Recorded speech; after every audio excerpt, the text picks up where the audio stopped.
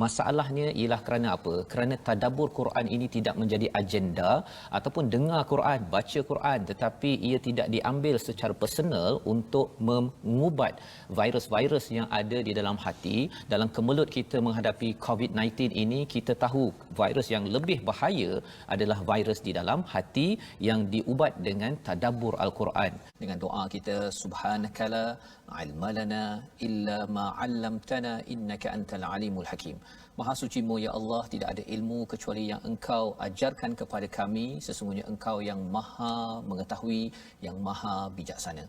Rabbi zidni ilma, ya Tuhan kami, tambahkanlah ilmu untuk kami.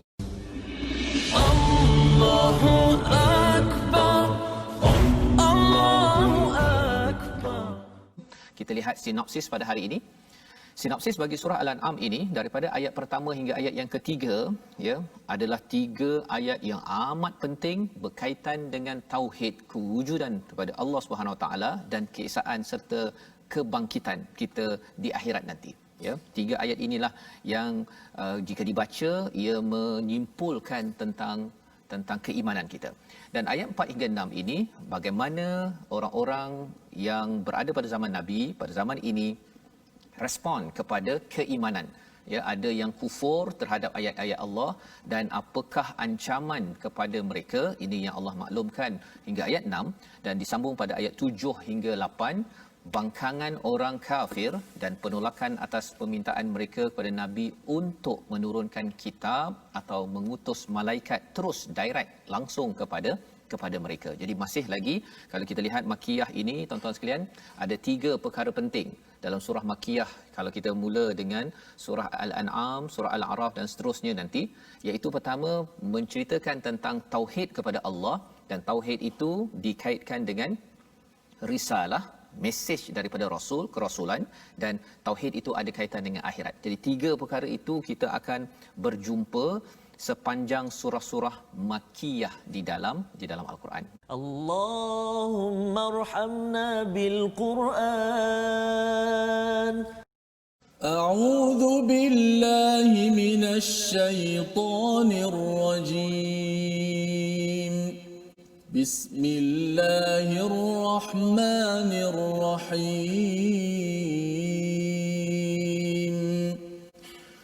Alhamdulillahi alladhi khalaqas samawati wal arda wa ja'ala adh-dhulumati wan nur. Thumma alladhina kafaru bi rabbihim ya'dilun.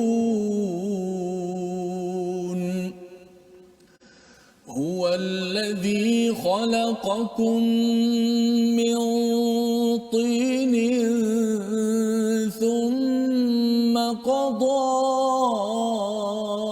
ajala wa ajalun musamman 'indahu thumma antum tamtarun. Wa huwa Allahu fis samawati wa fil ard ya'lamu sirrakum wa jahrakum wa ya'lamu ma taksibun. Wa ma ta'tihim min ayatin min ayati rabbihim illa kanu 'anha mu'ridin. Faqad kadzabu bil haqqi lamma ja'ahum fasawfa ya'tihim anba'u ma kanu bihi yastahzi'un.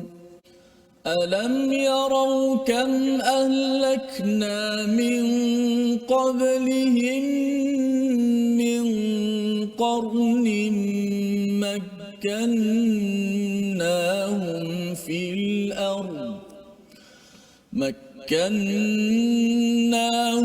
في الأرض ما لم نمكن لكم وأرسلنا السماء عليهم مدرارا وجعلنا الأنهار تجري من تحتهم فأهلكناهم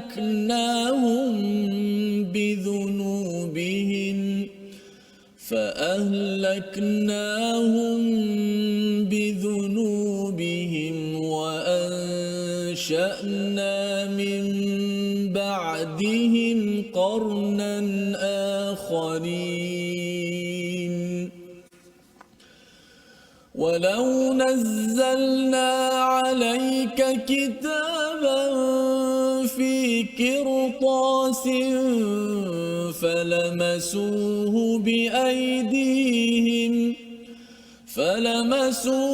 بأيديهم لقال الذين كفروا إن هذا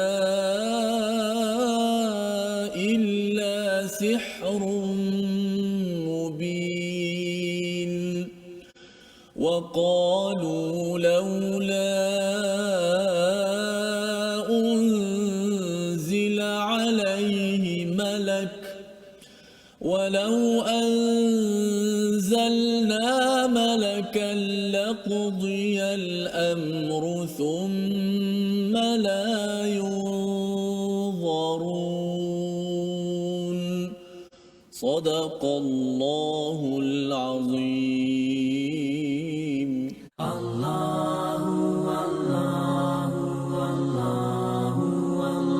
Jadi ini yang kita doakan, yang kita harapkan resolusi daripada halaman pertama surah Al-An'am pada hari ini. Mari sama-sama kita saksikan. Yang pertama, selalu puji Allah untuk mengelakkan diri kita menjadi orang yang zalim. Lawan pada zalim ini adalah adil. Jadi kalau orang kafir itu menyatakan Allah ni sama saja, itu adalah zalim. Yang pertama. Yang kedua, buat persediaan untuk dua ajal, dua ketentuan yang Allah nyatakan. Pada ayat yang kedua, iaitu kematian, itu tanda bahawa kita akan boleh dibangkitkan di akhirat, kena buat persediaan. Dan yang ketiganya, elakkan diri daripada mendustakan kebenaran yang datang kepada kita. Apa sahaja yang Allah datangkan, semuanya itu adalah ayat. Jangan didustakan, kerana apabila ia didustakan, Allah pernah menghancurkan orang yang lebih hebat daripada kita pada zaman dahulu. Kita tidak mahu diazab pada dunia ini sampai ke akhirat ini. Allah, la ilaha illallah. Tetapi mari kita lihat dahulu kepada perkataan kita pada hari ini, iaitu perkataan adalah, ya, yang biasanya kita faham sebagai adil dan seimbang, ya, itu yang kita biasa faham 28 kali dalam al-Quran. Tetapi daripada ayat yang pertama, bila dinyatakan summal ladzina kafaru bi rabbihim ya'dilun, ini maksudnya apa? Apabila kita manusia dengan manusia diberikan hak sesamanya sama rata, itu adil.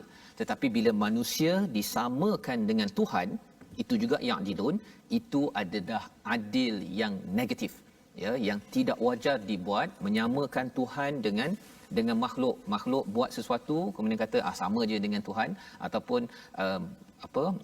kegelapan dengan cahaya sama sahaja. Sebenarnya itu adalah adil yang negatif yang ditemplak oleh Allah pada ayat yang pertama lagi. Jadi ini yang kita akan lihat dalam surah Al-An'am. Kita ingin melihat keadilan itu dengan cara yang benar, bukan menyamaratakan pada tempat yang salah. Astaghfirullah innallah kana tawwaba. Seperti biasa kita nak belajar sedikit ilmu tajwid. Hari ini kita masuk kepada sifat yang baru, iaitu sifat inhiraf. Mungkin jarang kita dengar sifat ini dan jarang kita belajar. Sifat ke-14 daripada sifat lazimah. Adapun sekarang ni kita menghuraikan sifat yang tunggal yang tidak ada lawan. Inhiraf dari segi bahasa maksud dia melencong. istilahnya ketika menyebut hurufnya melencong. Melencong tu apa melencong? Ada ustaz kata bila melencong ni lidah kita ni kena melencong ke sana sini, ke kanan ke kiri. Sebenarnya yang dimaksud dengan melencong itu ialah suara melencong. Kalau suara melencong nak melencong macam mana? Kalau lidah yang melencong susah juga kan tu, sebab ada yang bila sebut lam je dia gitu kan, dia nak lidah kita melencong. Tidak. Lam mesti sebut la al. Yang disebut sebagai lencongan itu ialah suara kita lencong. Suara kita lencong. Sebab apa melencong? Sebab suara tidak boleh keluar dengan sempurna. Sebab apa tak boleh sempurna? Kan bila kita sebut lam kan lidah kita kan naik ke langit. Jadi suara yang keluar daripada kerongkong nak keluar ke mulut, ada halangan lidah kat depan. So suara kita tu keluar gini. Kalau saya buat contoh, daripada kerongkong keluar sampai ke hujung lidah, kemudian dia melencong gitu suara. Keluar daripada mulut. Keluar daripada. Kalau ini ibaratkan saya punya lidah, hujung lidah, maka suara kita keluar melencong ke tepi. Daripada tepi lidah keluar suara ke di hujung mulut. Betul. Al, la, li, lu, al, sama je berbaris ke ketika mati pun sama, sifat inhiraf tetap ada. Kerana bila sebut berbaris tetap ada, bila mati lebih jelaslah, lebih awdah, lebih jelas sifat tu. Alhamdu, maka suara keluar tu dia keluar daripada kerongkong kita, kemudian dia melencong ke sebelah tepi kanan dan kiri hujung lidah, keluar ke depan. Itu masuk lencongan. Bukan masuk bila sebut inhiraf, lidah kita kena melencong situ sampai berbelit-belit lidah kita. Tidak, suara yang disebut dengan inhirafu yanharifu saut, suara yang melencong tu. Pada lam dia ada hurufnya ada dua, lam dan ra. Pertama lam, dia ada perbezaan sikit lam dengan ra. Dan inhiraf pada lam lebih banyak daripada ra sedikit sahaja. Contoh ayat kita alhamdu. Ini sifat yang tak susah. Jangan pula bila belajar inhiraf, makin susah pula sebut lam. Padahal senang aja. Alhamdu itu saja. Jangan sampai tak ada. Dia melencong itu, ingat mailu sautul harf. Maksud dia suara yang melencong. Kenapa? Bila lidah kita angkat ke atas, maka suara tak boleh keluar straight ke depan macam tu. Kerana lidah kita tak angkat. Disebut sebagai bisababi i'tirad lisan tariqah. Maka suara itu lencong daripada tepi hujung lidah tu keluar. Juga pada ra, ya'lamu sirrakum, ra ya'lamu sirrakum. Cuma ra, inhiraf pada ra ini, lencongan pada ra sedikit saja berbanding lam. Kerana ra dia hanya melencong sedikit, kemudian dia tetap keluar daripada hujung lidah kita. Tak seperti lam. Itu sifat inhiraf. Jangan pening-pening. Jangan sebab bila belajar inhiraf tak boleh sebut pula lam dengan ra. Macam mana kita sebut dah betul. Cuma nak sebut ni sifat inhiraf ni ada pada lam dengan suara pada ra. Kerana apa? Disebut li adabi kamali. Maksud dia kerana tidak dapat kesempurnaan suara keluar tu pada makhraj lam dengan ra. Kerana lidah kita terangkat, maka suara itu keluar, dilencongkan suara itu. Tidak ada apa-apa ini, jangan risau. Allahumma salli ala Muhammad, ya Rabbi salli alaihi wasallim.